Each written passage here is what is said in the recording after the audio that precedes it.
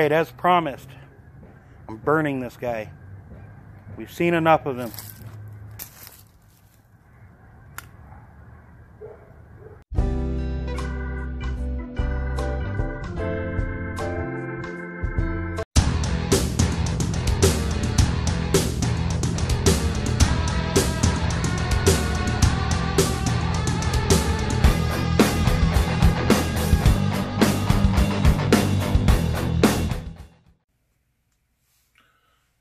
Last time on Crisis in the Toyverse, we looked at an Atom figure based on the Legends of Tomorrow line. We were met with disappointment and sorrow and grief, to say the least.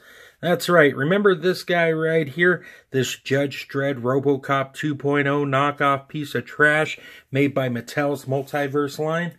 Well, there is some good news. DC Collectibles has decided to step up their game a little bit and provide an action figure of the Atom from that TV show. It looks very fantastic and is a lot of fun to mess around with. Folks, it is Crisis in the Toyverse. I am Bob O'Mac. Thank you as always for joining me. I'm very happy to report the short answer is yes, go pick up this figure. There are some problems with it. I'm going to discuss it. It's not a perfect action figure, but with rumors spreading like wildfire that this may be the end for the DCTV line from DC Collectibles, I have to say, if they're going out on a high note, this guy is that high note of this line. And I'm very happy to have him in my hands. So let's go ahead and talk about the sculpting here. On this guy, DC Collectibles has poured a lot of love into it. Now, at first glance, it gives off the resemblance of Brandon Routh's character, Mr. Ray Palmer, but it's not an accurate likeness, but it's not a horrible likeness either. I really do like the way the helmet's sculpted. I love the blue visor here. I mean, it just looks great. In terms of the sculpting on the actual armor pieces themselves, those look fine as well. The suit just really pops when you hold it. You feel like you're getting your money's worth, and that's a key to keep in mind as we review this guy. So, looking at the back, another great detail going all the way down, just wonderfully crafted, if I say so myself. While I have him in my hands, let's go ahead and break down the articulation.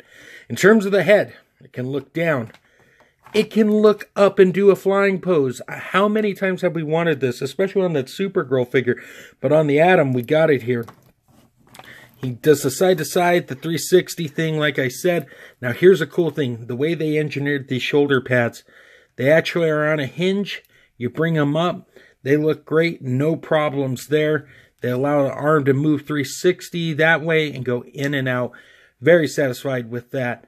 Now, in terms of the arm, it's on a swivel and hinge. It is a little awkward right here just because it flexes out a little bit, but it's definitely not a deal breaker. Would have been nice to have a bicep cut, but unfortunately we don't get that. But the elbow bends well enough. If they were allowed to have double jointed elbows, this thing really would have been awesome. But they don't, so can't cry about that. The hand does spin around and hinges up and down. Now, the upper body. Now, this is a little bit of a sore subject. And just to make it clear, now the Multiverse one didn't have anything except a waist cut. This guy is kind of in the same boat. The diaphragm joint goes in and out ever so slightly, but you can get some side to side, but it does become awkward and weird when you try to twist it like so. That is a big disappointment for me, but it's not the end of the world. In terms of the legs, they can go out about that far. I'm afraid to push it to the limit, to quote that Scarface song. They can kick forward that much. They do go back a good amount. No thigh cut, but we do get double jointed knees. And we do get a hinge that goes up and down at the foot. And we get an ankle rocker that works pretty well. So like I said, a great amount of articulation for a $25 figure. Very satisfied with it. You know, the DCTV line is definitely a strange thing. There's these points where they just knock it out of the park, like with this guy, and other times they don't. But like I said, in this case, they're definitely doing a good job, and I really hope this line continues. So let's go ahead and talk about accessories, and we'll go from there. All right, let's first talk about the hands. In addition to the fist hands that he comes packaged with, there's the fist hand for you. Get the camera to zoom in there. Bam. we have these 3 other sets of hands. We got the plasma shooting out of the hand set. The plasma piece looks very well sculpted in that nice translucent blue. Just done really great. We got a set of gripping hands. Always need gripping hands. And we have relaxed / flying hands, if you will. And they all peg in pretty easily. No problems on mine. Just so you know, let's go ahead and scoot that aside. Very happy with that, by the way, guys. I think it's something really cool and unique. So I stopped the video, guys, to set the Atom up on the flight stand I have here, because I want to talk about the next set of accessories, and that is the propulsion pieces we got here. Now, you get 2, 1 for each leg. You see the little insert here. So all you need to do is plug it in accordingly. Let's see if I can do this on camera. Let me zoom in here. You guys can see it in action. So you got to find the one that fits it. It's like a little toys that are puzzles. It's definitely different, and obviously it's not that one. Is it this one?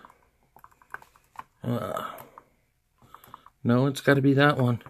I'm doing horrible at this. Nope, that's definitely that one. So I got one in. So as you can see, that is pretty awesome. That is something I was not expecting. I mean, I know they showed it in the promo images and everything, but it's still cool nonetheless.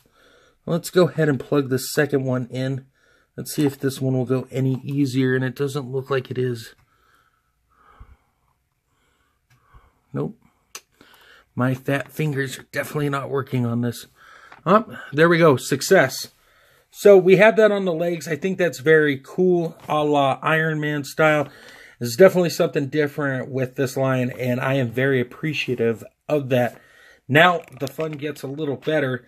Like I said, this is fun and a little different. So we have the back here, and as you can see where the screen's focused in on, you have these little slots in the back of the back. We get 2 more propulsion pieces here. What you're going to want to do is just slide those in there. Not like that, because they fell out. But plug it in.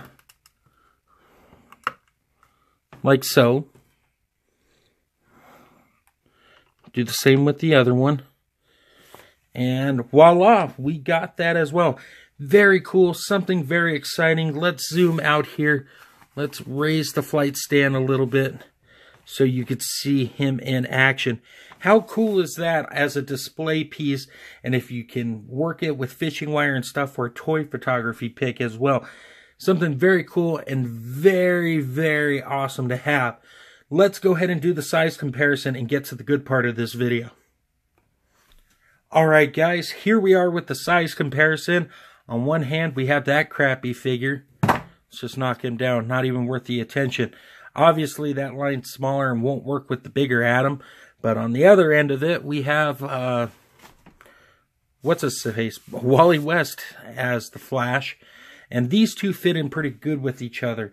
So here's the bottom line. Go out and pick up this guy before it's too late, because this is a really cool action figure and a surprise hit at the end of 2017. Guys, I can't thank you enough. Go check out the links in my description below. I got a lot of crazy links in there. Go check them out. Be at undercovercapes.com, Extreme-Sets, Big Bad Toy Store, and lastly on Instagram at Toy Lover Crew. There is no slideshow. As a matter of fact, as you saw in the intro to this video, it's time to burn this guy. That's right. Stay tuned at the end, because I'm going to set this guy on fire. So guys, I hope you enjoy the roasting of a DC Multiverse figure. And until next time, great googly moogly.